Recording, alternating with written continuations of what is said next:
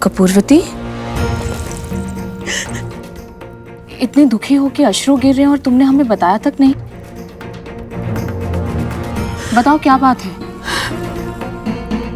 दासी के जीवन की समस्याओं में अपना समय नष्ट न करें महारानी। कपूरवती, आपके उद्यान भ्रमण का समय हो रहा है महारानी। मैं पंखा झलने वाली को बुलाती हूँ।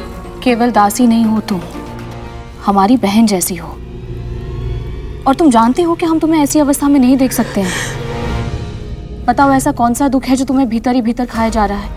यदि हमारे सामर्थ्य में होगा तो हम तुम्हारा दुख अवश्य दूर करेंगे। जो मैं चाहती हूँ महारानी वो संभव नहीं है। वो सब हम पर छोड़ दो, केवल अपने मन की बात बताओ। दीदी, बचपन से ही मैंने एक स्वप्न देखा है। मेरा विवाह किसी राजा से और मैं उनकी रानी बनूं। जन्म के बाद से जो कष्ट मैंने सहे, मैं नहीं चाहती कि उनकी छाया भी मेरी संतानों के भाग्य पर पड़े। और इसके लिए मैंने बहुत कुछ सहा, बहुत कुछ सीखा। हर ढंग से अपने आप को किसी राजा के योग्य बनाने का प्रयास किया है मैंने, किंतु मेरे भाग्य ने मेरे परिश्रम को पारिश्रमिक दिया ही नहीं। मैं सेविका बनकर ही रह गई। मेरा एकमात्र स्वप्न अधूरा रह गया, अधूरा रह गया। हमारे रहते ऐसा कभी नहीं होगा। हृदय से बहन माना है तुम्हें, और प्रथा के अनुसार दो बहनों का विवाह एक ही पुरुष के साथ हो सकता है। हम करवाएंगे तुम्हारा विवाह महाराज बुद्धिसेन से। कहीं मेरी आशा टूट ना जाए। आप वचन दीजिए मुझे।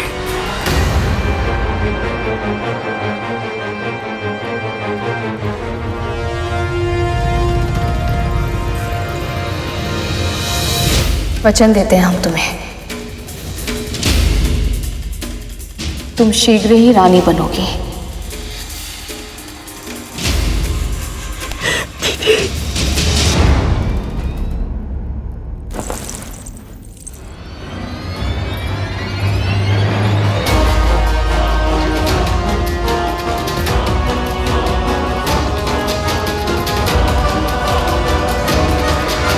आप ऐसा सोच भी कैसे सकती हैं महारानी? आप अच्छी तरह से जानती हैं कि हम आपसे कितना स्नेह करते हैं, और किसी पराई स्त्री के बारे में सोच भी नहीं सकते। और फिर भी आप चाहती हैं कि हम आपके साथ ये अन्याय करें। क्षमा कीजिए महारानी, हम आपकी ये इच्छा पूरी नहीं कर सकते। हमने कपूरवती को वचन दिया है राजन, आप अपनी पत्नी के वचन का मान नहीं रखेंगे?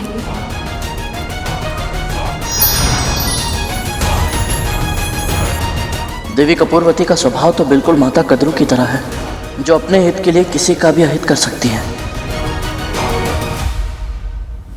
तो राजा बुद्धिसेन से विवाह करने के बाद कपूरवती जब रानी बन गई तो क्या हुआ?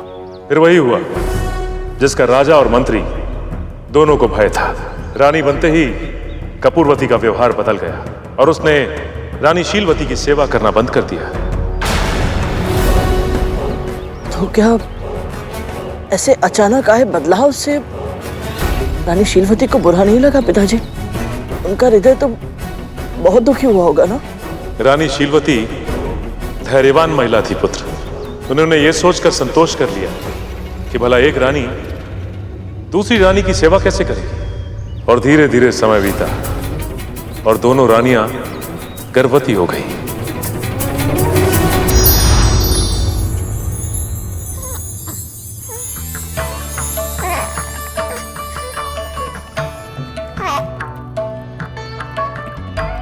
क्षमा छोटी रानी, आपका पुत्र गर्भ में ही प्राण त्याग चुका था।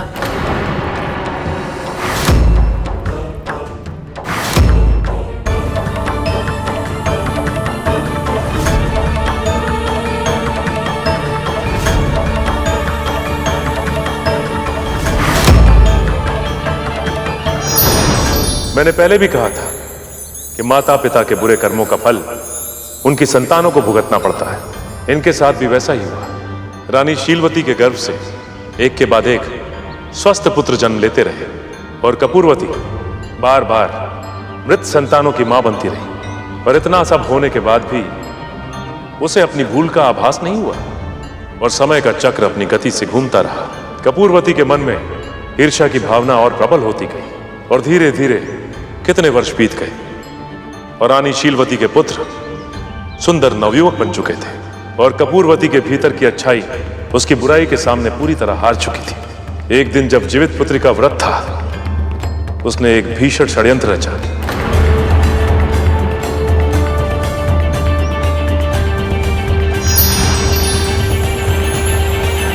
क्या कर रही हो मनोरमा? राजकुमारों के लिए भोजन बना रही हूँ छोटी रानी।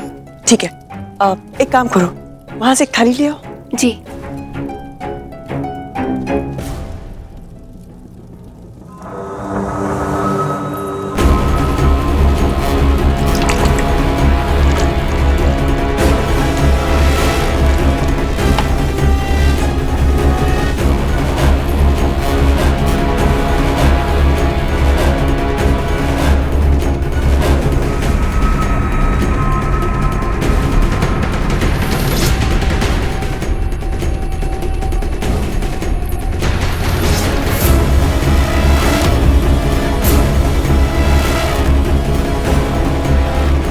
राजकुमार, क्या हुआ राजकुमार? कोई अतिशीघ्र राजवैद्य को बुलाइए, कोई राजन को सूचना दीजिए।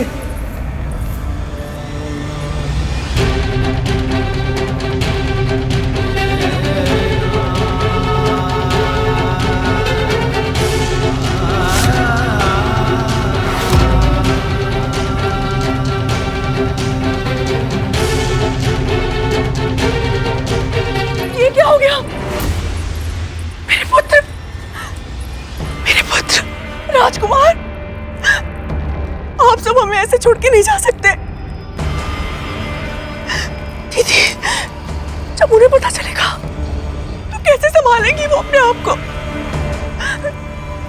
किंतु क्या करें, सूचना तो देनी होगी ना।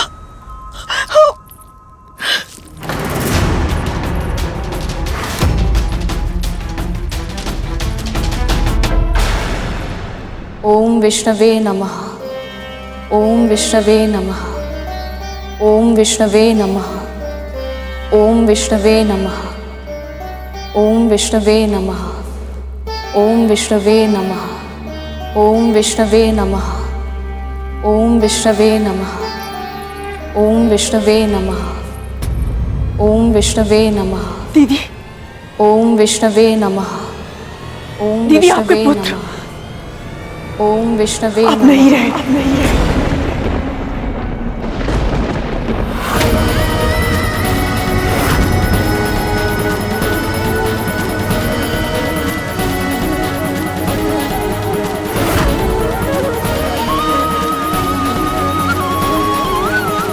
ओम विष्णवे नमः। ओम विष्णवे नमः।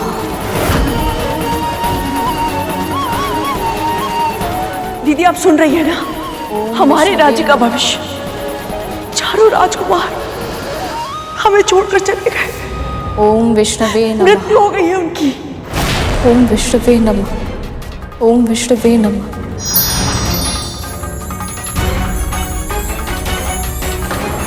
परंतु पिताजी, रानी शीलवती ने तो कोई अनुचित कार्य नहीं किया था, पर उनके साथ ऐसा अत्याचार क्यों? तुम्हारी तरह ये प्रश्न अनेक व्यक्तियों के मन में आता है। उन सभी को लगता है कि वो तो धर्म के अनुसार ही आचरण करते, सबके साथ अच्छा व्यवहार करते, तो फिर उनके साथ अनुचित क्यों होता है? किसी भी वस्तु को पाने के लिए उन्हें दूसरों की तुलना में अधिक श्रम क्यों करना पड़ता है? ऐसी स्थिति में उनके सामने दो ही विकल्प होते हैं, या वो अपना अच्छाई का कठिन मार्ग छोड़कर आसान मार्ग चुन लें,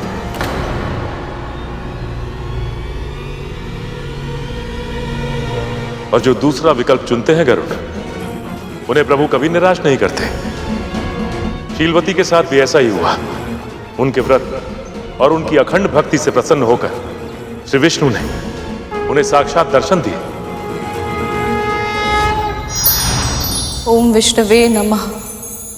ओम विष्णवे नमः।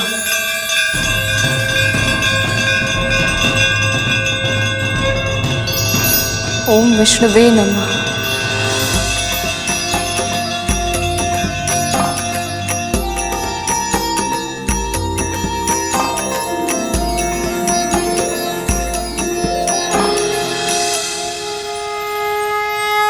देवी शीलवती,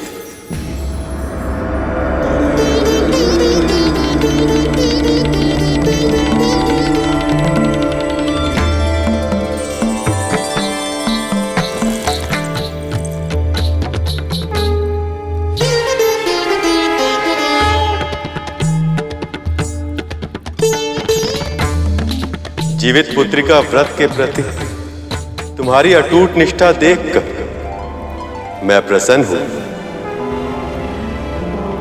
संकट के समय भी मुझ पर विश्वास रखकर तुमने इस अद्भुत व्रत की महिमा को और अधिक सिद्ध किया है।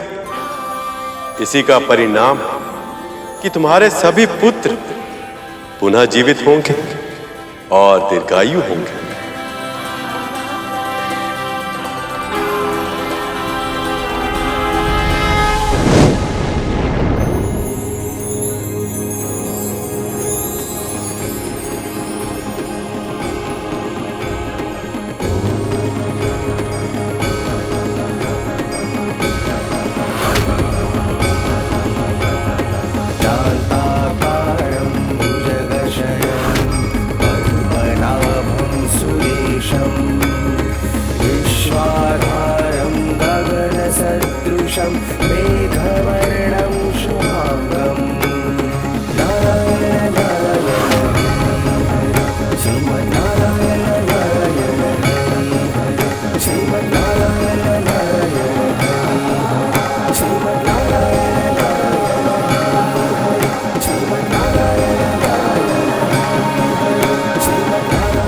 कपूरवती, पिछले जन्म में सियार के रूप में तुमने इस व्रत का संकल्प किया था, पर बीच में ही तोड़ दिया।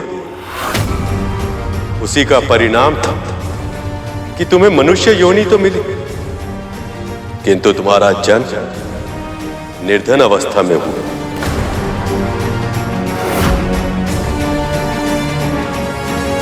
उसके बाद भी तुमने इस जन्म में अनेक पाप किए, जिसके फल स्वरूप तुम्हारी सभी संतानों ने तुम्हारे गर्भ में ही प्राण त्याग दी।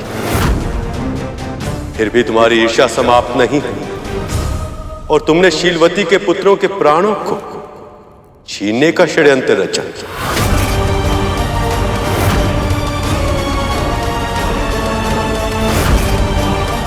किंतु उनके मातृत्व की शक्ति के कारण तुम्हारा यह षड्यंत्र असफल हुआ।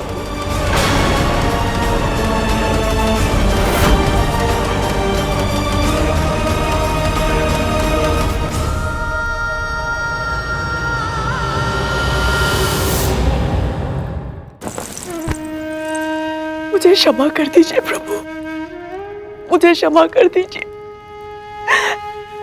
मनुष्य बनकर भी मैं अपनी पशुता नहीं भूल पाई।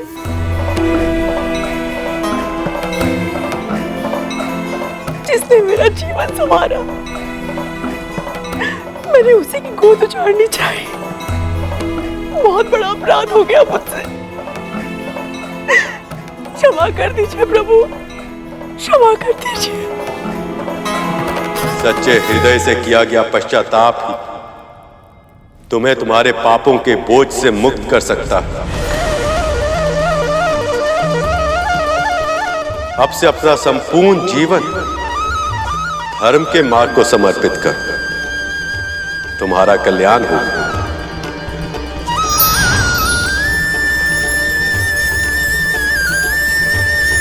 बड़ी माँ भी यदि मन से पश्चाताप कर ले तो शायद नाग भाइयों को जीवन दान मिल जाए।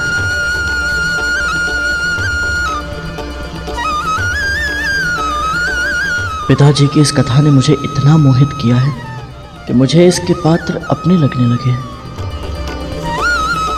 स्वामी, मुझे भी जीवित पुत्र का व्रत करना है। मुझे विधि बताइए आप।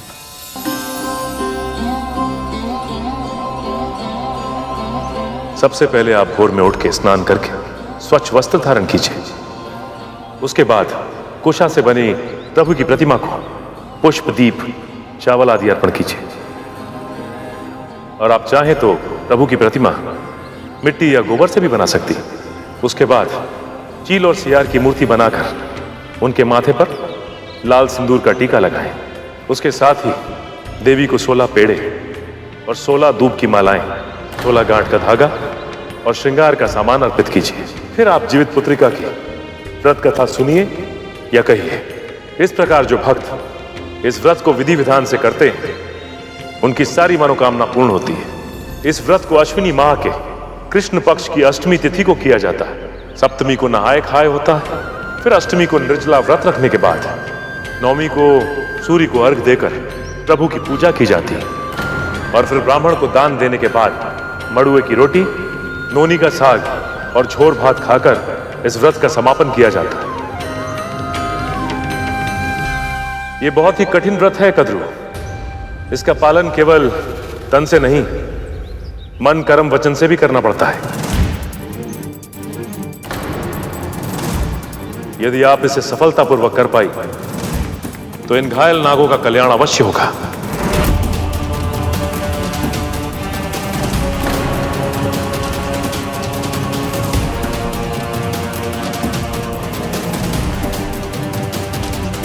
मैंने ये व्रत कभी किया नहीं है। मुझे भय लग रहा है कि मुझसे कहीं कोई भूल ना हो जाए।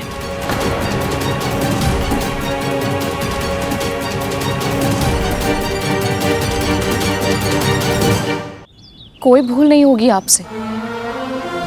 मैं भी आपके साथ ये व्रत रखूंगी।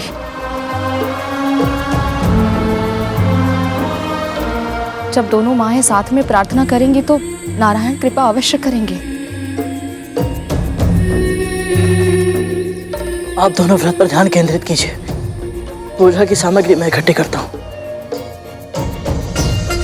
जब तक आपका व्रत चलेगा तब तक हम अपने भाइयों की रक्षा करेंगे माँ। जी माँ, हम अपने भाइयों का ध्यान रखेंगे।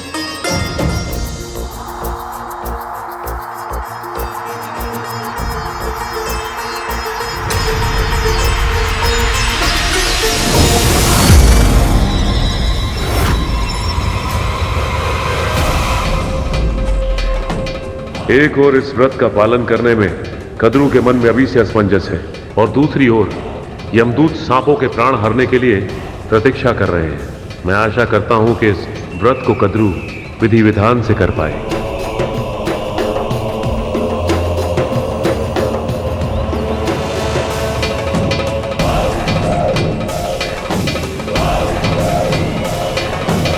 पिताश्री वहां क्या देख रहे हैं? मुझे कुछ दिखाई नहीं दे रहा। मुझे जाना होगा।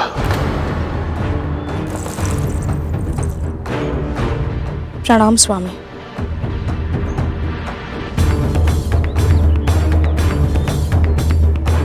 विंता, आपसे मैं आवश्यक चर्चा करनी है।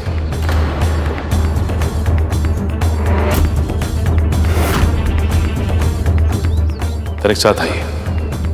जी।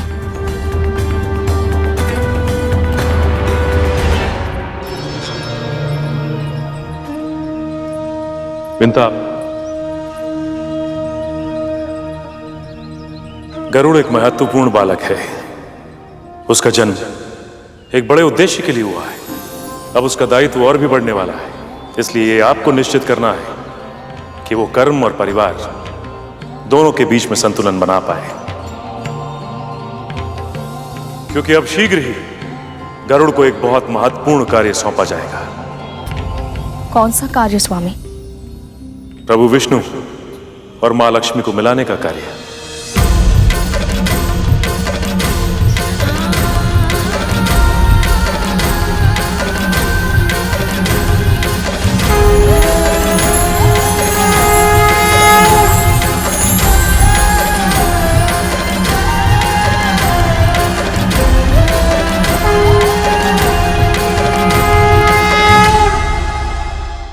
गरुड़ एक महत्वपूर्ण बालक है। उसका जन्म एक बड़े उद्देश्य के लिए हुआ है। अब उसका दायित्व और भी बढ़ने वाला है, क्योंकि अब शीघ्र ही गरुड़ को एक बहुत महत्वपूर्ण कार्य सौंपा जाएगा। कौन सा कार्य स्वामी? प्रभु विष्णु और मां लक्ष्मी को मिलाने का कार्य है।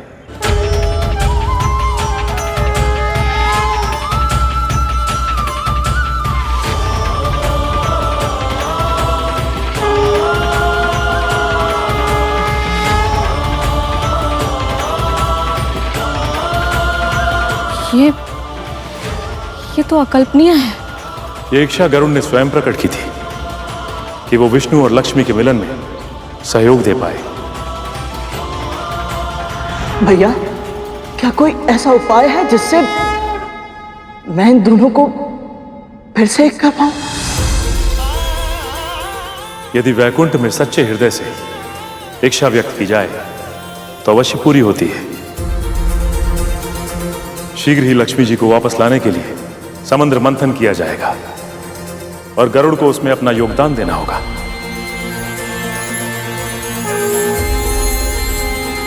और उसके लिए यह कार्य कर पाना बहुत कठिन होगा विंता, और विशेष रूप से तब जब आप दासी हैं। उसका मन, मस्तिष्क, हृदय, यहां तक कि आत्मा भी सदैव आपके साथ ही रहता है। और आपकी मुक्ति भी समुद्र मंथन के बाद ही संभव हो पाएगी। इसके अतिरिक्त समय आने पर गरुड़ की कुंडलिनी शक्ति भी जागृत होगी, जो उसे सर्वशक्तिमान बना देगी। और उसके बाद ही वो बन पाएगा संपूर्ण धर्म योद्धा।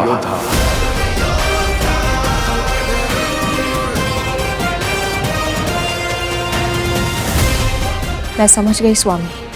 सृष्टि के जिन उद्देश्यों के लिए मेरे पुत्र का जन्म हुआ है, उसे उन सभी के योग्य बनाने के लिए जो आवश्यक होगा मैं सब करूंगी।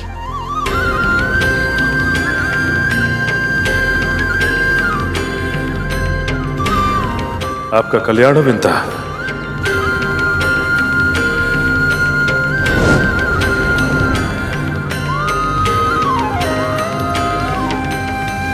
गरुड़ कहाँ गया ये?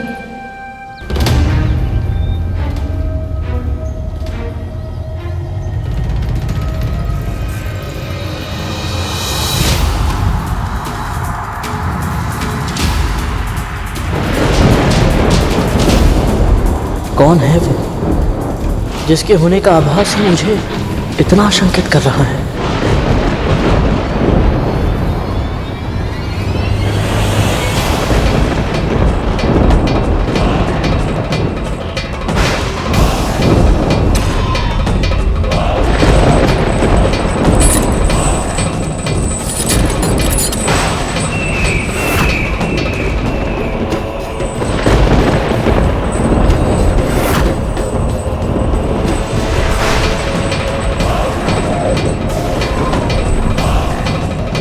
कौन है ये रहस्यमयी छाया और यहाँ इनकी उपस्थिति का क्या कारण है?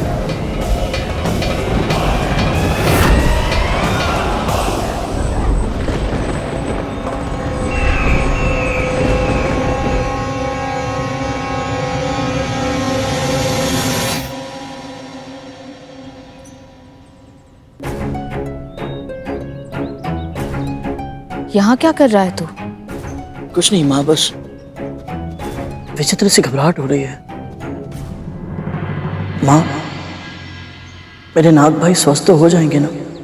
मन में विश्वास और संदेह एक साथ नहीं रह सकते गरुड़। तुझे मेरी विष्णु भक्ति पर विश्वास है ना,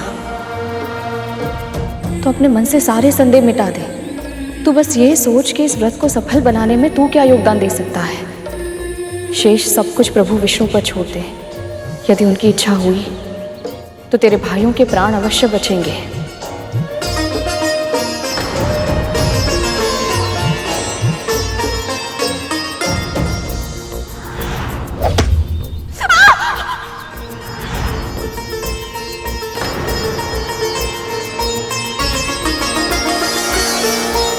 माँ, मेरे कारण आपको बहुत कष्ट हो रहे हैं ना? उन अभागों के कष्ट की तुलना में मेरा कष्ट कुछ भी नहीं है गरुड़।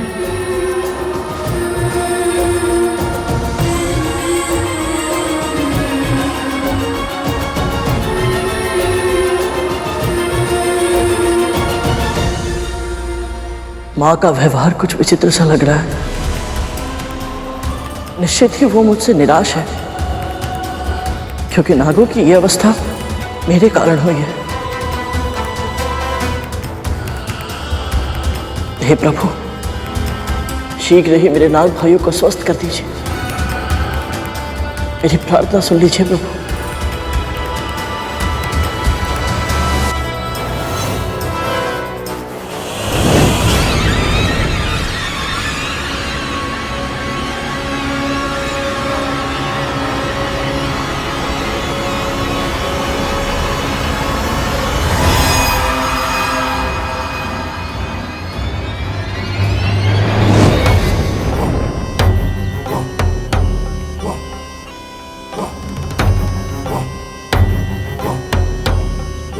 इस बार संकट में केवल ये नहीं है, बल्कि पूरा महल दुख की काली छाया से घिर चुका है।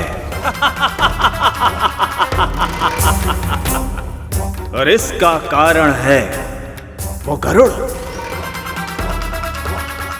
मुझे शीघ्र ही ये सूचना माता को देनी होगी।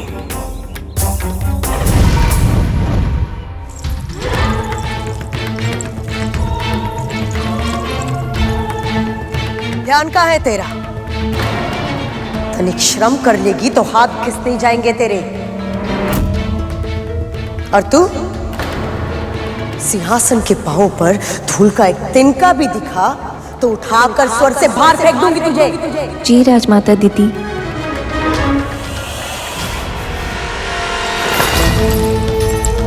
इतने वर्षों तक हमने देवराज इंद्र के लिए सिंहासन को स्वच्छ किया है, परंतु उनसे भी कभी ऐसे वचन सुनने को नहीं मिले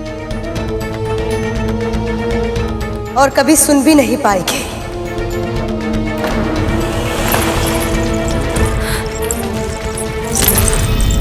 अच्छी तरह से जानती हूं मैं कि तुम सब मन ही मन यही प्रार्थना करते हो कि तुम्हारे देवराज इंद्र इस सिंहासन पर फिर से लौट आए। कान खोलकर सुन लो, ऐसा कभी नहीं होगा। पर उसके लिए हमें गरुड़ को नियंत्रित करना होगा माँ। गरुड़ गरुड़ गरुड़ गरुड़, तुम्हारे प्राण तो बस गरुड़ में ही बस गए। कहना क्या चाहते हो तुम? विमाता कद्रू ने सूर्य पुष्प लेने के लिए सूर्य लोक भेजा था उसे, पर क्या राहु? पर गरुड़ उनके नागपुत्रों को साथ लेकर सूर्य लोक का नाम लेकर शनि ग्रह ले गया, जहां शनि देव की वक्र दृष्टि उन पर पड़ गई और अब अर्धमृत होकर पड़े हुए हैं विमाता कद्रू के सामने। पूरा महल गूंज उठा था उनकी चित्कार से। राहु, तुम सत्य कह रहे हो?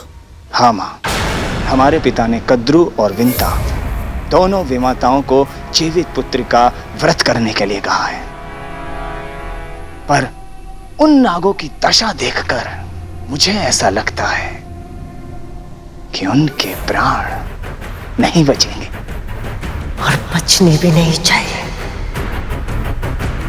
यदि उसके नागपुत्र यमलोक पहुंच गए तो कद्रू और उसके अन्य नागपुत्र गरुड़ को नहीं छोड़ेंगे।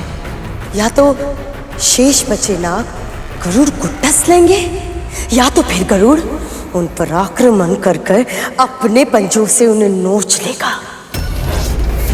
इस युद्ध का परिणाम चाहे कुछ भी हो, पर इस युद्ध में हमारा एक शत्रु अपने प्राण अवश्य खो बैठेगा। और ऐसा ही हो, इसके लिए मुझे निश्चित करना होगा कि विंता और कद्रू का जीवित पुत्र का व्रत सफल ना हो। उसके अर्धमृत नाग पूर्ण रूप से मृत हो जाए।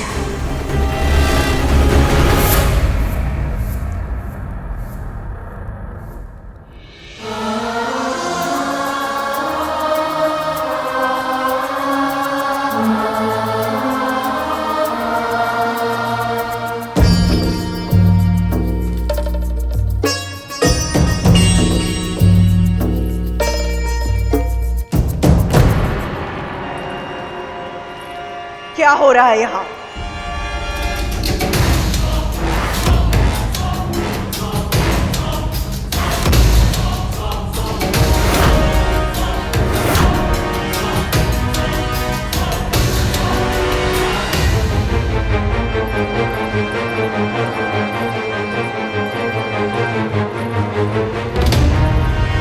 मुझे लगा धृत कुमारी का ये लेप इनकी जलन में सुधार लाएगा।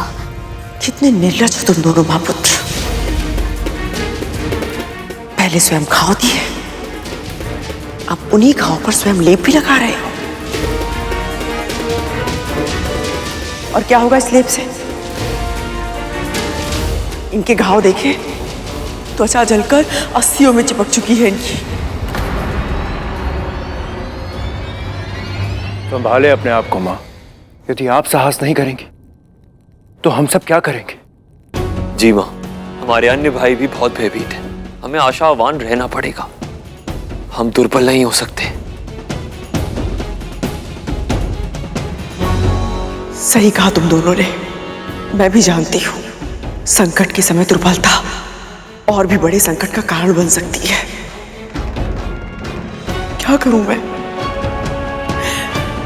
जब से तुम सबने जन्म लिया है, इस कक्ष में मैंने चहल पहल, हास प्रतिहास के स्वर ही सुने हैं।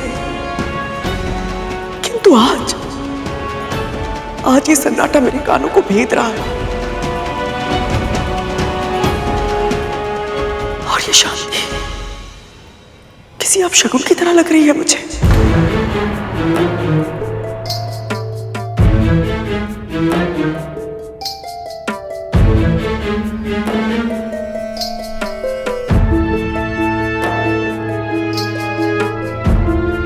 दे मुझे।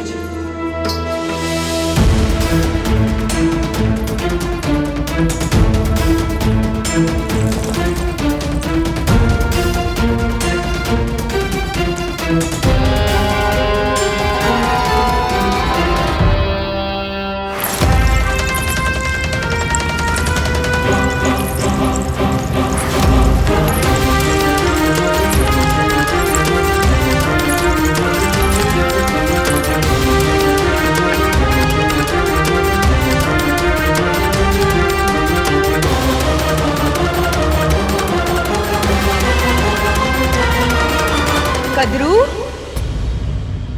कद्रू कहाँ हो तुम? अरे पुकार तो दो, वरना इतने बड़े महल में तुम्हें ढूंढते ढूंढते यही सुबह से संध्या हो जाएगी। कोई माँ से सीखे, कितना अच्छा अभिनय कर रही हैं, जैसे इन्हें कुछ पता ही नहीं है। कद्रू, कद्रू कहाँ हो तुम? कद्रू तुम तो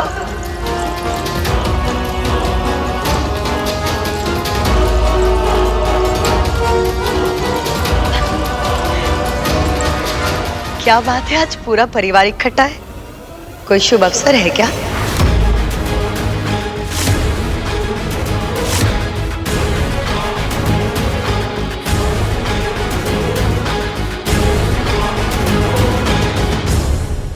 तुम यहाँ अचानक कैसे? कद्रू, मैं जब भी आती हूँ तुम मुझसे यही सवाल करती हो। अब तुम ही मुझे बताओ, क्या एक बहन दूसरी बहन से मिलने नहीं आ सकती?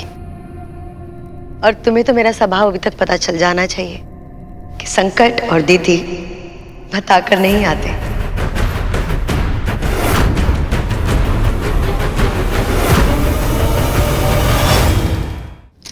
वो छोड़ो, मैं तुम्हारे लिए विशेष व्यंजन लेकर आई। ये स्वर्ग का सबसे स्वादिष्ट व्यंजन है और पूरी सृष्टि में ना इससे स्वादिष्ट व्यंजन तुम्हें कहीं नहीं मिलेगा।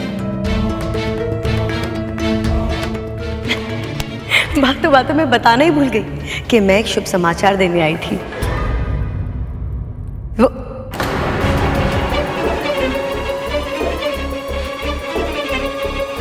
मैंने कुछ अनुचित कह दिया क्या कद्रू? नहीं ना? इतनी शांति क्यों है?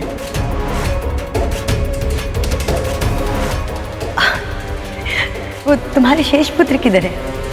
उनसे कहो कि उनकी दीदी माँ आई है।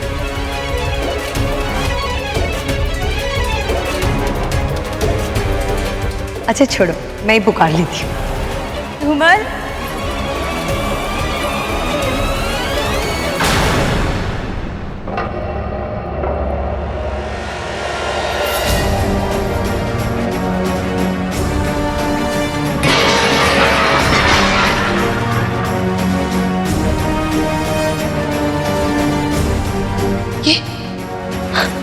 ये क्या हुआ इनके साथ?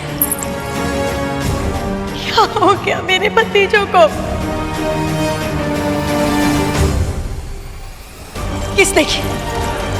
किसने की मेरे भोले भाले बच्चे की ऐसी दशा? कद्रू, क्या हुआ मेरे भतीजों को? बिल्कुल मृत समान हो चुके, क्या हुआ इन्हें? कोई कुछ जवाब क्यों नहीं देता? मैं कब से पूछ रही हूँ, क्या किया, किसके कारण हुआ ये? राहु, इसी क्षण असुर सेना को बुलाओ। जिस किसी ने मेरे भतीजों के साथ ये किया है, मैं उसे जीवित नहीं छोड़ूंगी, प्राण ले लूंगी मैं उसके। मेरे भोले भाले से बच्चे, किसने किया ये? किसके कारण हुआ है? ये सब मेरे कारण हुआ है।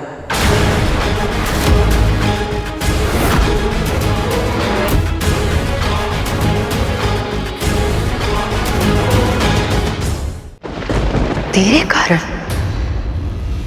एक दास होकर तूने अपने स्वामियों पर आक्रमण किया? साहस कैसे हुआ तेरा?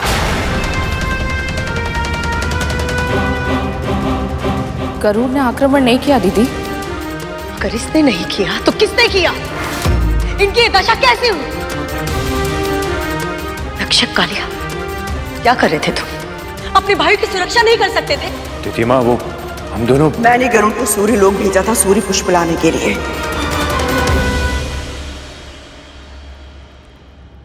किंतु मेरे पुत्र भी उसके साथ चले गए और गरुड़ के पंखों के स्थान पर तुम्हारे पुत्र चल गए। क्यों कद्रू? क्यों किया तुमने ऐसे? क्यों जाने दिया अपने पुत्र को? तिथि माँ, हमें तो पता ही नहीं था। पता नहीं चला? तुम्हारी दृष्टि के सामने ये दास तुम्हारे पुत्र को अंतरिक्ष में उड़ा के लेकर चला गया और तुम्हें पता नहीं चला। इस तरह से नियंत्रित कर रही हो तुम कद्रू, इस तरह से। और तू विंता, तेरा पुत्र कद्रू का हित करने का षड्यंत्र कर सकता है, ये मैं एक क्षण के लिए मान सकती हूँ, पर तूने क्यों नहीं रोका? कहीं ऐसा तो नहीं कि तू भी यही चाहती थी कि ऐसा कुछ हो?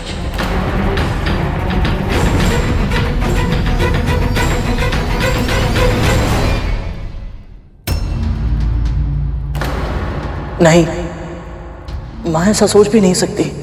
संभव है, और यह भी संभव है कि इसने सबके मस्तिष्क में ऐसी छवि इसलिए बनाई हो ताकि ये कोई भी षड्यंत्र करे और कोई कल्पना भी ना कर पाए कि ये ऐसा सोच सकती है। कद्रू, तुम्हें नहीं लगता कि तुमने एक दासी पर अधिक ही विश्वास कर लिया है? कद्रू मेरी बहन, मुझे तो इस बात की चिंता हो रही है कि अब तुम क्या करोगी? तुम्हारे पुत्र को देखो, मुझे तो भाई लग रहा है कि ये जीवित भी हो पाएंगे या नहीं। दीदी,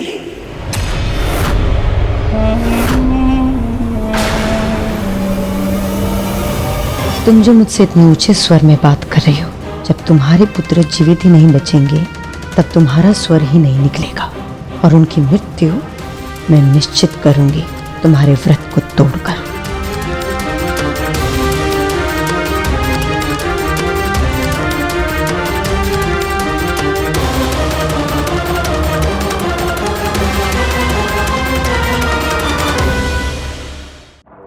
हमारे पुत्र को देखो, मुझे तो भाई लग रहा है कि ये जीवित भी हो पाएंगे या नहीं। दीदी,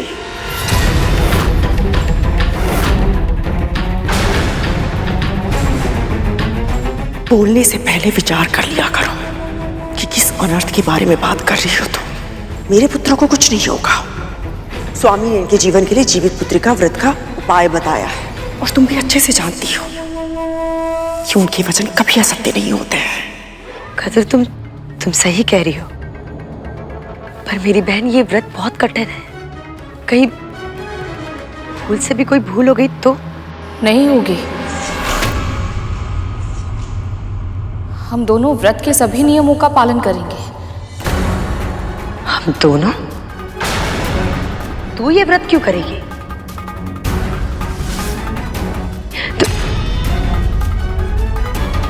अच्छा,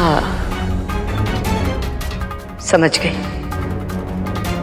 क्योंकि तुम भयभीत है।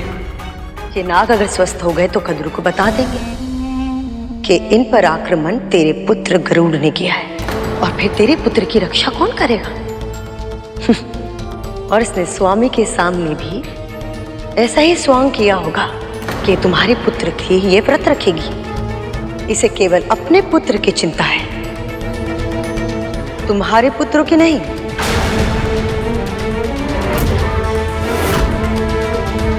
परंतु दीदी माँ, गरुड़,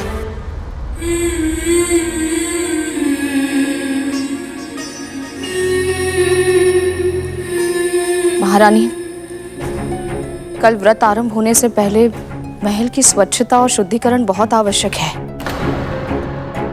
भूल से भी यदि कोई अपवित्र वस्तु महल में रह गई तो व्रत भंग हो जाएगा।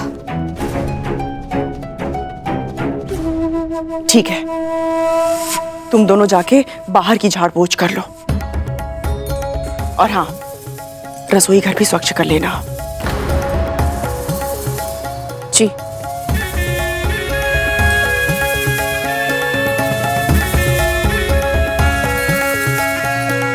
और सुनो,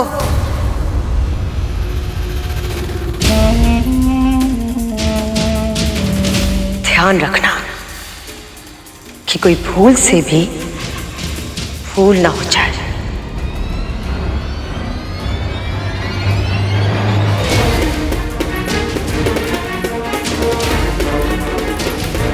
मुझे लगता तो नहीं था, सच में तुम्हारा हृदय कितना कोमल है।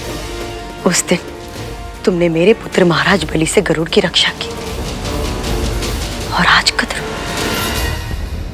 तुम्हारे पुत्र को भीषण पीड़ा की अवस्था में देखकर भी तुम इन दोनों पे विश्वास कर रही हो? नहीं कद्रू, अगर मैं तुम्हारे स्थान पर होती तो मैं ऐसा कभी नहीं करती।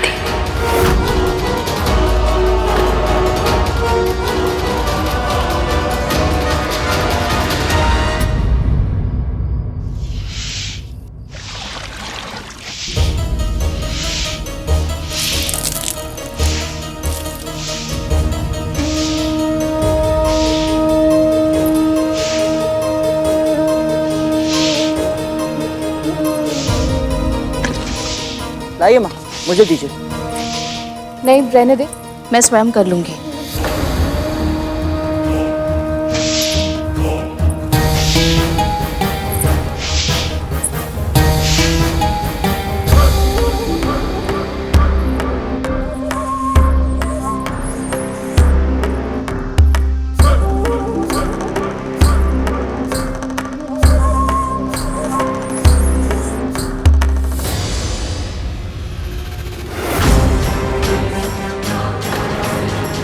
शनिदेव का प्रसाद काला हो गया। इस कक्ष को तो पवित्र कर लेगी, किंतु तेरे मन का क्या कदरू? उसे कैसे शुद्ध कर पाएगी तू? क्या इस अपराध बोध से तुझे मुक्ति मिलेगी कि जो कुछ भी हुआ उसका कारण तू है? यदि तू गरुड़ को सूर्य लोक भेजकर उसके पंखों को जलाकर उसे अपने मार्ग से हटाने का षड्यंत्र नहीं रचती, तो तेरे पुत्र भी उसके साथ नहीं जाते, और तब उनकी त्वचा नहीं जलती, और तेरे पुत्र मृत्यु की चौखट पर खड़े होकर प्रतीक्षा नहीं कर रहे होते कि कब तू बस बस बस कुछ मत कह, मत बोल।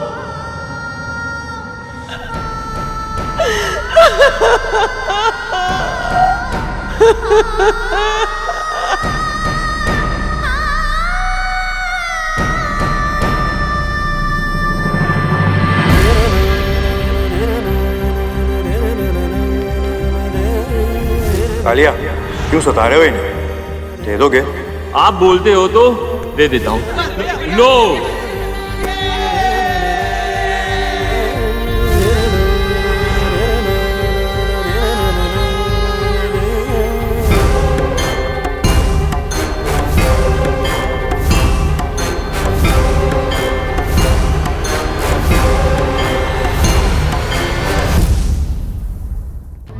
राहु, मुझे मुर्गी चाहिए।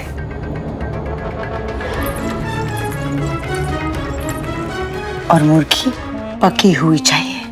और हाँ, ध्यान रखना, विंता और गरुड़ को इस बात की भनक नहीं लगनी चाहिए। अच्छा,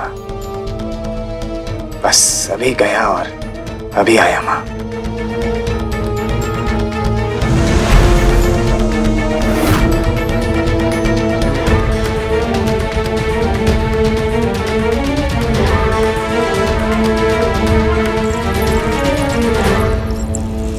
तुम दोनों ने आंगन स्वच्छ कर दिया?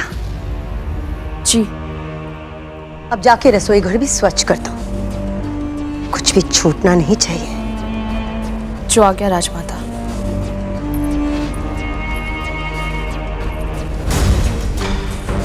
वैसे तुम्हारे रसोई घर को स्वच्छ करने का कोई अर्थ नहीं होगा, क्योंकि तुम्हारे उस स्थान को अशुद्ध करने की योजना मैं पहले ही बना चुकी हूँ।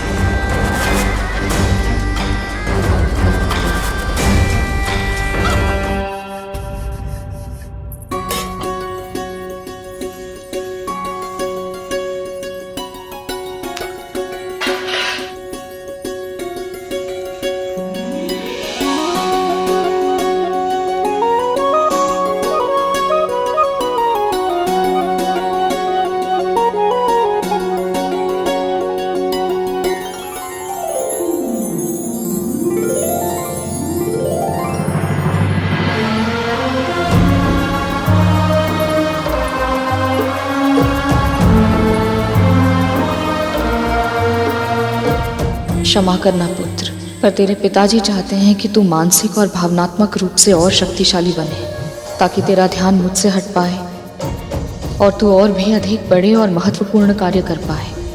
पर इसके पहले, सबसे पहले मुझे स्वयं को थोड़ा कठोर बनाना होगा।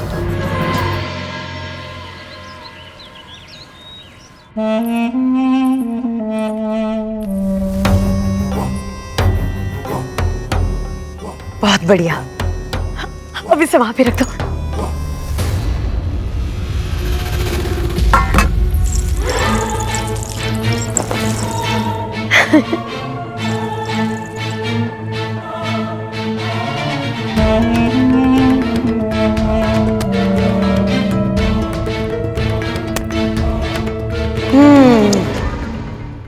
शुद्धिकरण की प्रक्रिया अब पूरी हुई। आपकी चाल अब समझ में आई माँ। जब नाग माता कद्रू को पता चलेगा कि रसोई घर में मांस और अस्थियां बिखरी हुई हैं, तब तक बहुत देर हो चुकी होगी। इसे स्वच्छ करने का समय भी नहीं मिलेगा उन्हें, और ऐसे में उनका व्रत आरंभ होने से पहले ही भंग हो जाएगा। और ये व्रत भंग होते ही चित्रगुप्त के बही खाते से कद्रू के पुत्रों का नाम कट जाएगा, और उसी के साथ साथ उसके जीवन की डोर भी कट जाएगी। कल भोर में सूर्य उगने से पहले ही तू कुशा तोड़ लाना। स्नान के बाद सबसे पहले मैं उससे प्रभु विष्णु की प्रतिमा बनाऊंगी, और फिर गोबर से चील और सियार की।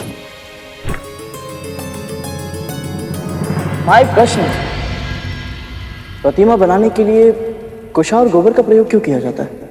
वेदों के अनुसार घास के सभी प्रकारों में कुशा सबसे अधिक शुद्ध और सबसे शक्तिशाली है। आदिकाल से ही महान ऋषियों द्वारा तपस्या के आसन के रूप में उसका उपयोग किया जा रहा है। उनके तेज और ऊर्जा के कारण कुशा के हर तिनके में बड़े से बड़े कवच से अधिक शक्ति होती है। यहाँ तक कि मृत्यु को भी लंबे समय तक रोक पाने की क्षमता होती है कुशा में। और जहाँ तक गोबर का प्रश्न है, उससे उत्तम खाद और कुछ है ही नहीं गरुड़। तन के भीतर की कोशिकाओं को सड़ने या नष्ट होने की प्रक्रिया को रोकने का गुण होता है गोबर में। जब उसे सुखाकर उस पर घी डालकर उसे जलाया जाता है तो वातावरण शुद्ध हो जाता है और चारों ओर जीवन की आभा फैल जाती है।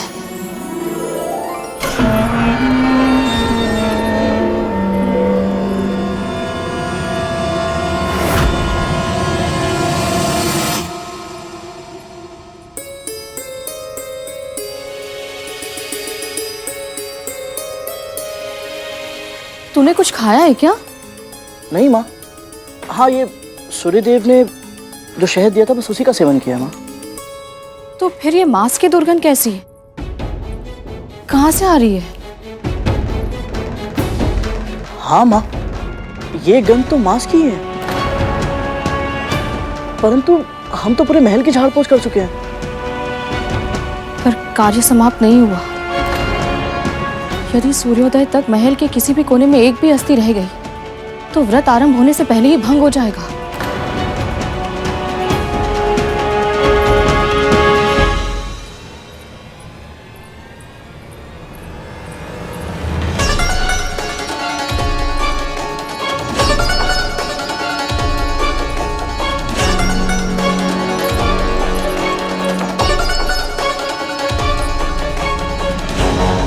ये माँ पुत्र की नाक कुछ अधिक ही निर्भर है। इससे पहले कि ये मेरी चाल व्यर्थ कर दे, मुझे कुछ करना होगा। कुछ करना होगा।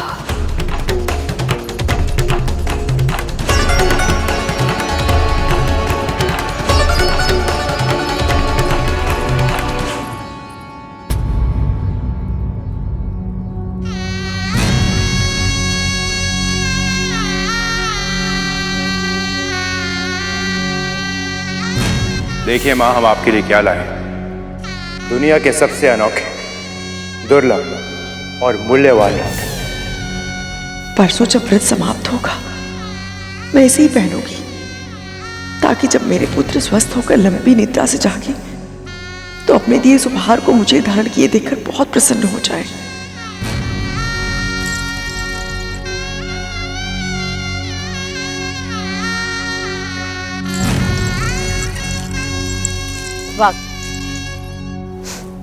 विश्वास करना तो कोई तुमसे सीखे। तुम यहाँ आभूषण चुन रही हो और वहां वो विंता और गरुड़। क्या हुआ? क्या हुआ?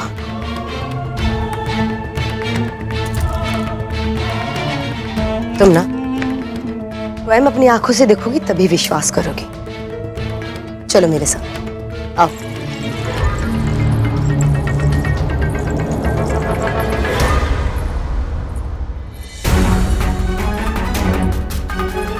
अस्थियों की गंध तो यहीं से आ रही है, पर यहाँ तो सब स्वच्छ ही है। अवश्य ही हमें कोई भ्रम हुआ होगा। एक क्षण मां।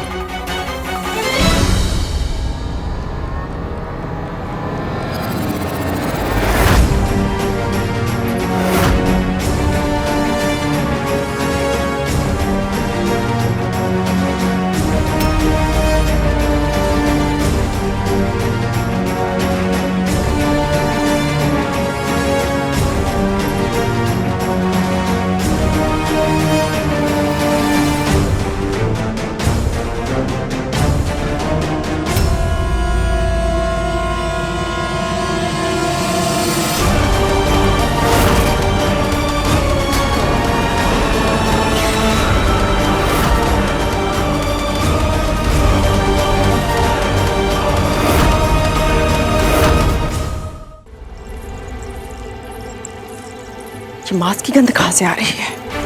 तुम्हारे पुत्र तो कुछ खाने से रहे और विंता तो शाकाहारी है। मेरा पेट तो पहले से भरा हुआ है। तो फिर कौन हो सकता है जो गरुड़?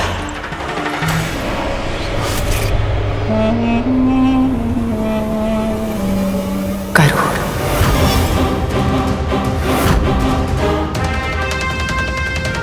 माँ,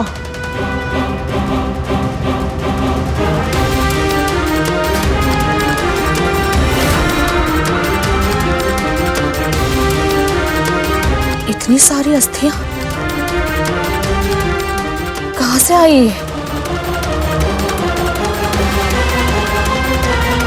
मेरे पुत्र गजासुर और सिंह मुखम को तो जीवित ही निकल गया था। स्वयं विचार करो कद्रू, इस पक्षी के लिए व्रत करना, भूखे रहना संभव है?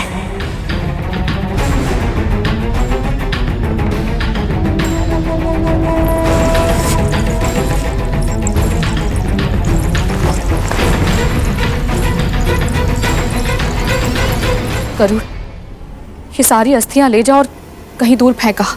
जी माँ।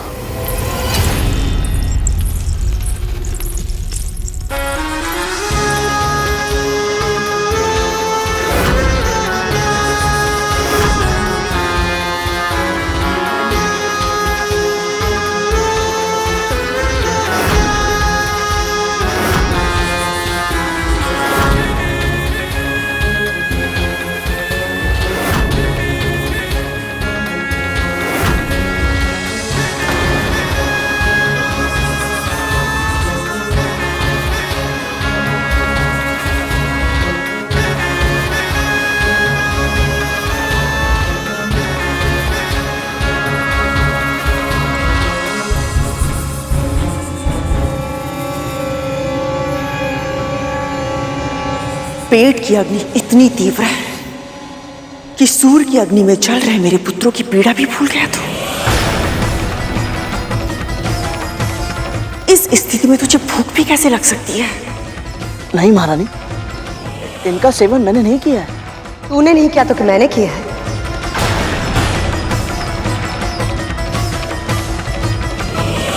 कितना भरोसा किया था ना तुमने इन दोनों पर कि ये तुम्हारा महल स्वच्छ करेंगे, लेकिन ये दोनों तो अशुद्ध करने पर लगे हुए हैं।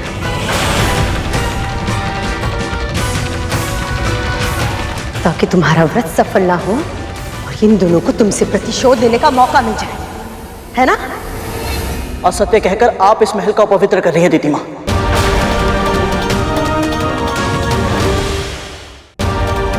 महारानी, मैं मानता हूं कि आप यही मानती है कि आपके पुत्रों की स्थिति मेरे कारण हुई है, और कहीं ना कहीं मैं स्वयं को दोषी मानता हूं। परंतु आप स्वयं विचार कीजिए महारानी, जब मैं अदिति माँ की तपस्या की रक्षा करने के लिए अपने प्राण दांव पर लगा सकता हूं, तो फिर मैं उस व्रत को भंग करने का प्रयास क्यों करूंगा जिसे आपके साथ साथ मेरी माँ भी रख रही है?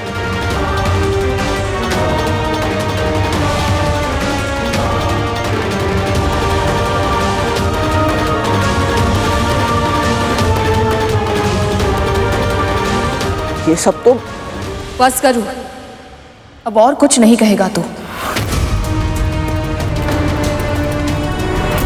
व्रत का समय आरंभ होने वाला और मैं नहीं चाहती कि तू मन, वचन या कर्म से किसी को भी दुखी करे।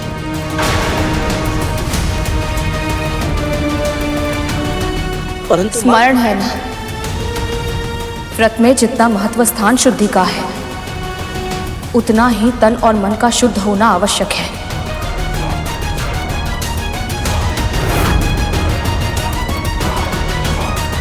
ना तू स्वयं क्रोधित हो सकता है, ना किसी के मन को दुखी कर सकता है।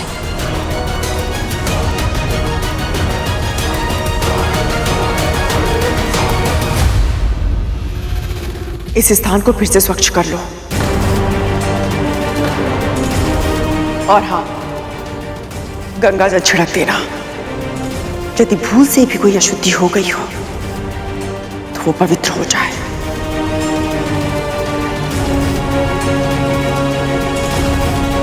कद्रू,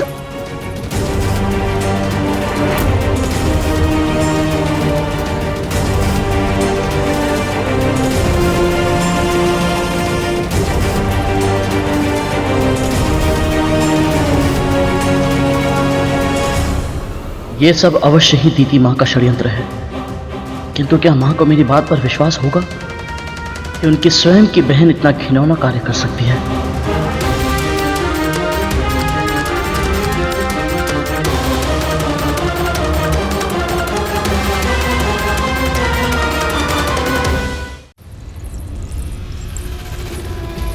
इतना श्रम किया, सब कुछ व्यर्थ चला गया। कद्रू, कद्रू मेरी बात सुनो। ये क्या किया तुमने? बस इतनी आसानी से क्षमा कर दिया तुमने इन दोनों को? कुछ भी नहीं कहा? इस समय मेरे पास और कोई विकल्प नहीं है दीदी। केवल और केवल मेरे पुत्रों का जीवन महत्वपूर्ण है मेरे लिए, और कुछ नहीं। और हाँ, मैं तुम्हारी आभारी हूं कि इस समय पर तुम मेरे साथ हो। उन दोनों को सही समय पे पकड़ के तुमने मेरा व्रत भंग होने से बचा लिया। बल्कि मैं तो कहूंगी कि तुम उनकी निगरानी करो। वो दोनों जो भी कार्य कर रहे हो उन पर तुम्हारी दृष्टि होनी चाहिए। गोबर की प्रतिमा बनाने से लेकर पूजा की सामग्री और उद्यापन के भोग तक सब कुछ तुम्हारे समक्ष होना चाहिए। अवश्य कद्रू, अवश्य।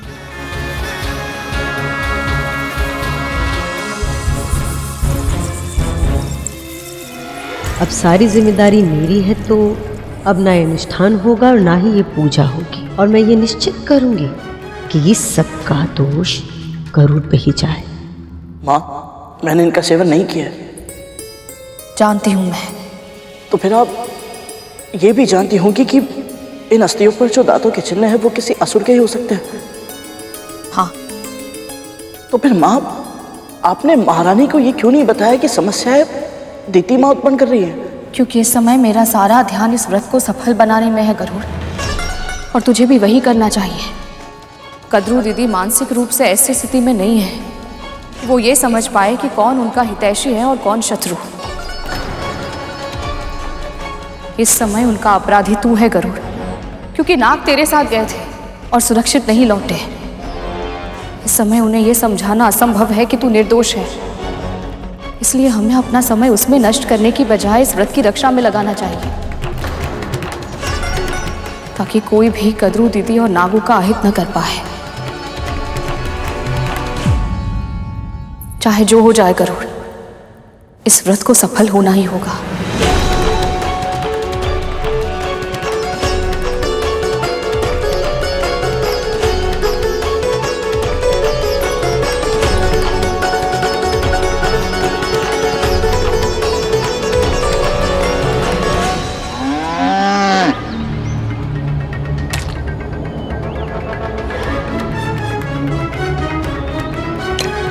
इसे भी करने में वर्ष लगाओगी क्या?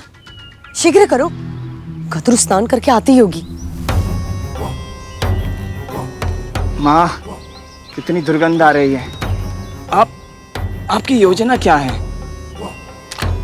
कल आपने मुर्गी उठवाई, आज आप गोबर उठवा रही हैं। अरे आप यहाँ गरुड़ के प्राण लेने आई थी या मुझे दंड देने? तुम्हारे प्राण बस रहे थे ना गरुड़ में, तुम ही लेके आए थे सूचना, तुमने ही मुझे उकसाया है ना। अब मैं जैसा कह रही हूँ उसे चुपचाप करो। राहु, कोई आ रहा है। तुम जाओ यहाँ से, जाओ।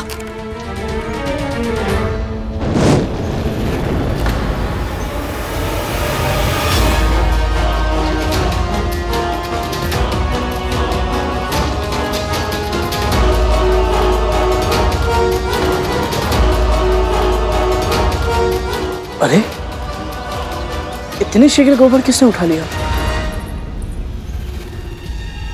कितना भोला बन रहा है।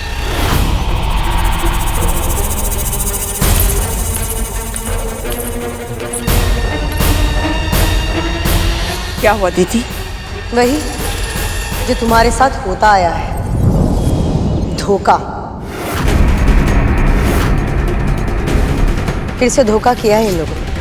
अवश्य इसने और इसकी माँ ने ये सारा गोबर हटा दिया, और ये अब कह रहा है गोबर कहाँ चला गया। देखो। क्या? गोबर नहीं है तो मूर्ति कैसे बनेगी?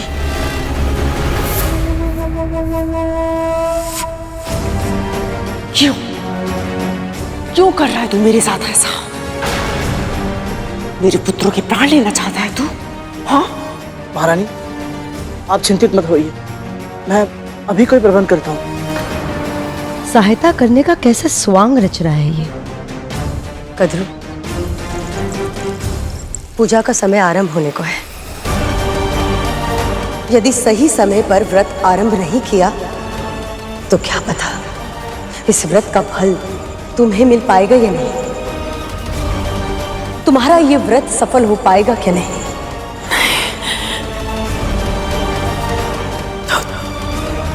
तो फिर मेरा व्रत। हे गौ माता, आप जानती हैं मैं निर्दोष हूँ। मेरी माँ ने जीवित पुत्री का व्रत का प्रण किया है, जिसके लिए आपका गोबर बहुत आवश्यक है। मेरी माँ का मनोरथ सिद्ध करवाने में और मेरे भाइयों की प्राण रक्षा करने में सहायता कीजिए गौ माता।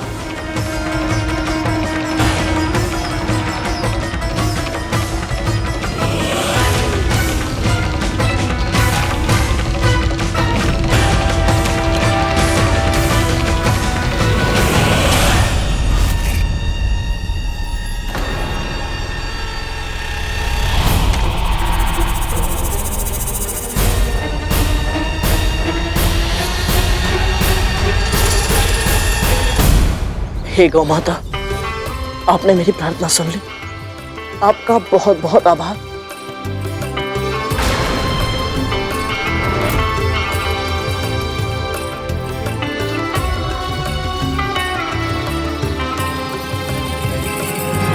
ठहरो दीदी, जब तक मेरा व्रत सफल नहीं होता तुम्हें हर कार्य पर अपनी पैनी दृष्टि रखनी होगी,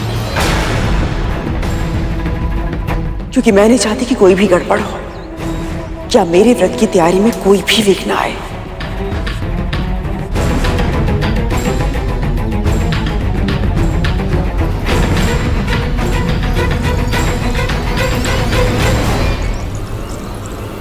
मैं गरुड़ को इस प्रकार मेरी योजना विफल करने नहीं दे सकती।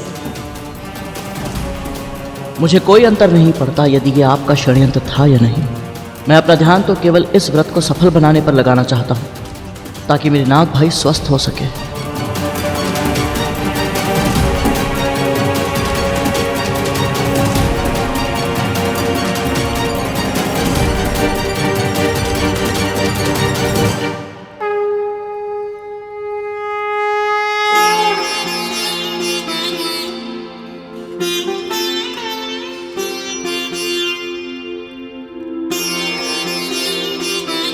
लीजिए महारानी, ये अंतिम मूर्ति भी पूर्ण हुई।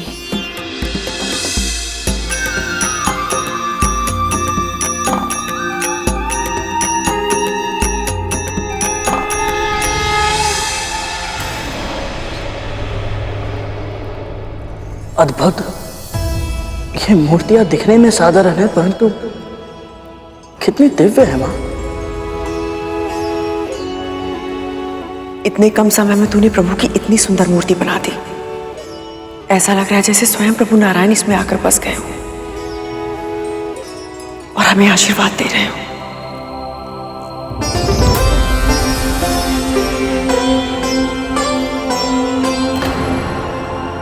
ये तो आपके मन के अच्छे भाव हैं दीदी, और सच कहूं तो जिस तरह से आपने स्वयं को इस व्रत के लिए तैयार किया है, उसे देखने के बाद मुझे कोई शंका नहीं है कि हम दोनों का ये व्रत अवश्य ही सफल होगा और आपके घायल पुत्र शीघ्र ही स्वस्थ हो जाएंगे।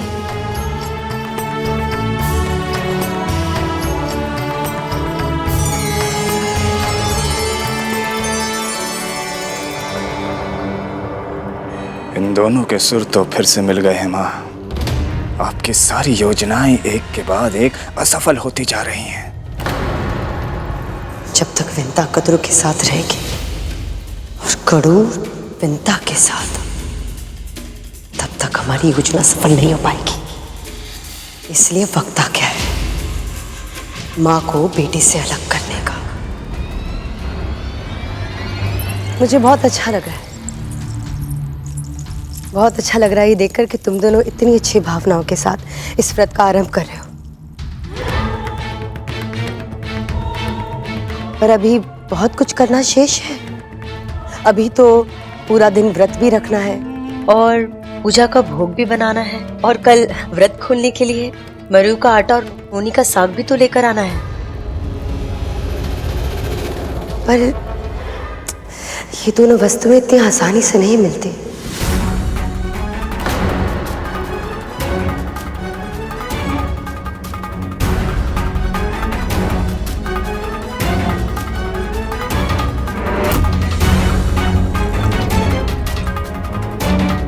मैं लाऊंगा।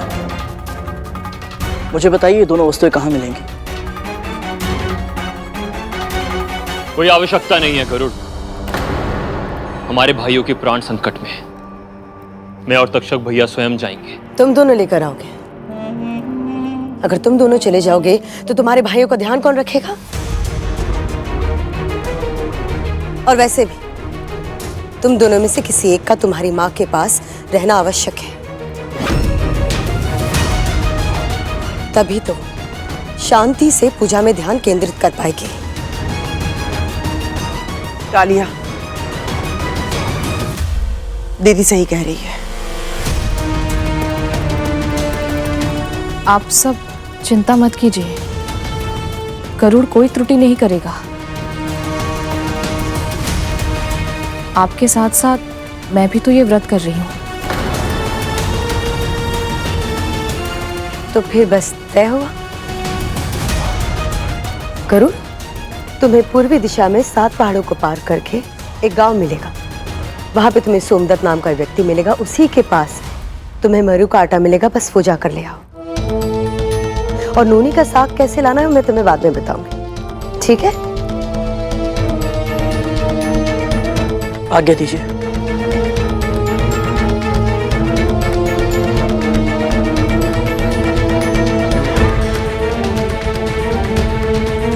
विंता, तुम अपनी कुटिया में जाओ, क्योंकि मैं नहीं चाहती कि तू उसके पास रहे और उसकी शांति में बाधा डाले। पर भोग? भोग भोग मैं बना लूंगी।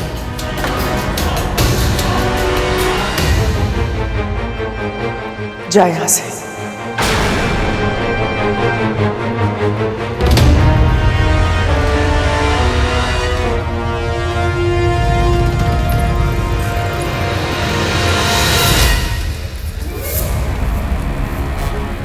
ये क्या कर रही हो? देखो चूल्हे में तो बिल्कुल भी लकड़ी नहीं है। इस तरह से खाना बनाओगी तुम? जाओ लकड़ी लेके आओ। जाओ यहां से।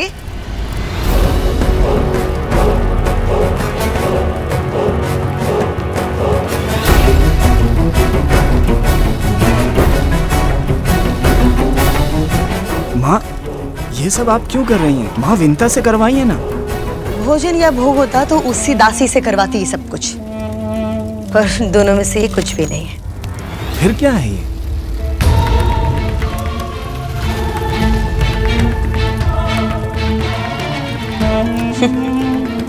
प्रलोभन है ये, विशेष जड़ी बूटी है।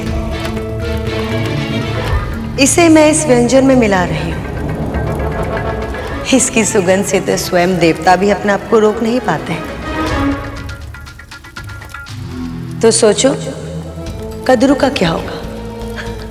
कद्रू तो वैसे भी अपने लोभ को नियंत्रित करने में सक्षम नहीं है। तो सोचो जब इस खाने की सुगंध आएगी तो फिर वो कैसे खींची चली आएगी, बिल्कुल वैसे ही जैसे पीन बजाते नाक खींचे चले आते हैं। और इस समय माँ विंता भी माँ कद्रू के साथ नहीं है। वो अपना व्रत स्वयं ही तोड़ देगी। वाह, क्या योजना बनाई है माँ। पर आपने गरुड़ को इस साधारण से कार्य के लिए क्यों भेजा है माँ? राहु, कितनी बार समझाया तुम्हें। दीदी जो कहती है वो करती नहीं, और जो करती है वो होता नहीं। अर्थात ये कार्य सुनने में बहुत साधारण सा लग रहा होगा लेकिन गरुड़ को अंदेशा भी नहीं है कि वो किस राक्षस की गुफा में जा रहा है।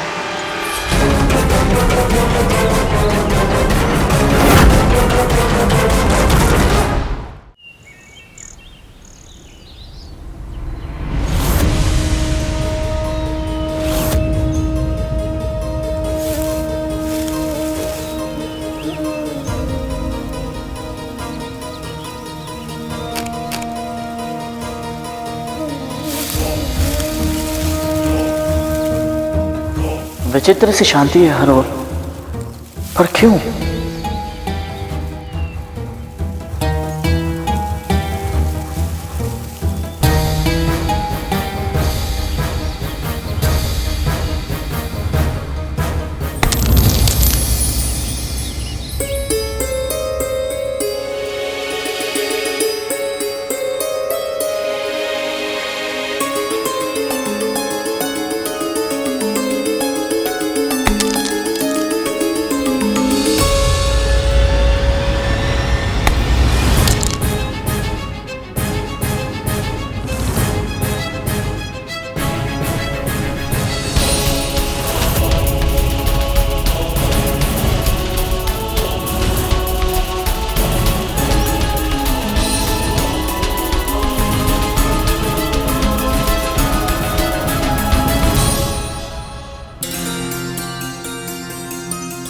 मरुए का आटा?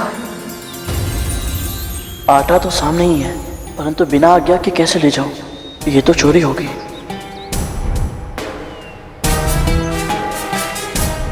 कोई है? भीतर कोई है? कोई है? भीतर कोई है?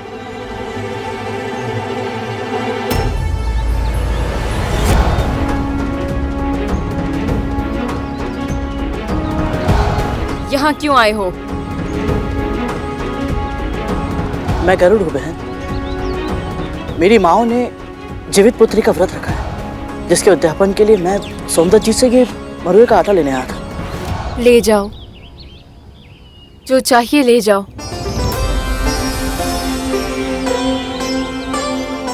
आप कौन है बहन? मैं सोमदत्त की पत्नी हूँ।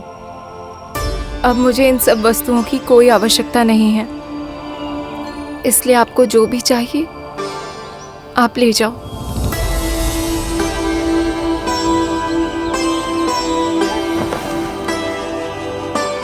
इनका कोई निजी कारण होगा, मुझे अधिक पूछताछ नहीं करनी चाहिए। वैसे भी सूर्यास्त से पहले वापस भी तो पहुंचना है। आपका बहुत बहुत धन्यवाद।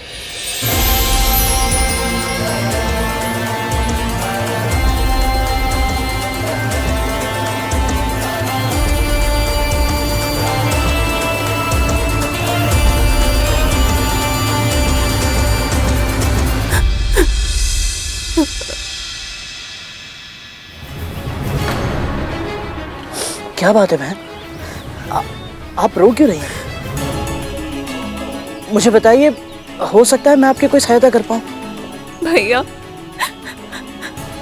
उन्हें बचा लीजिए, मेरे स्वामी को बचा लीजिए।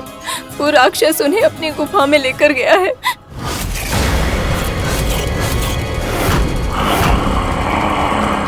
कौन सा राक्षस? और ये गुफा कहाँ है? पीछे वाली पहाड़ी पे एक काली गुफा है भैया। उस गुफा में एक भयानक राक्षस रहता है। जब भी वो बाहर निकलता है, किसी न किसी को घसीट के अपने साथ अंदर ले जाता है। फिर वो मानव कभी नहीं निकलता।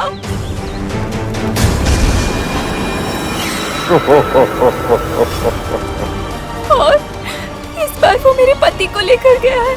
भैया, मेरे पति को बचा लो। चिंता मत कीजिए बहन, मैं आपके पति को सुरक्षित वापस ले आऊंगा।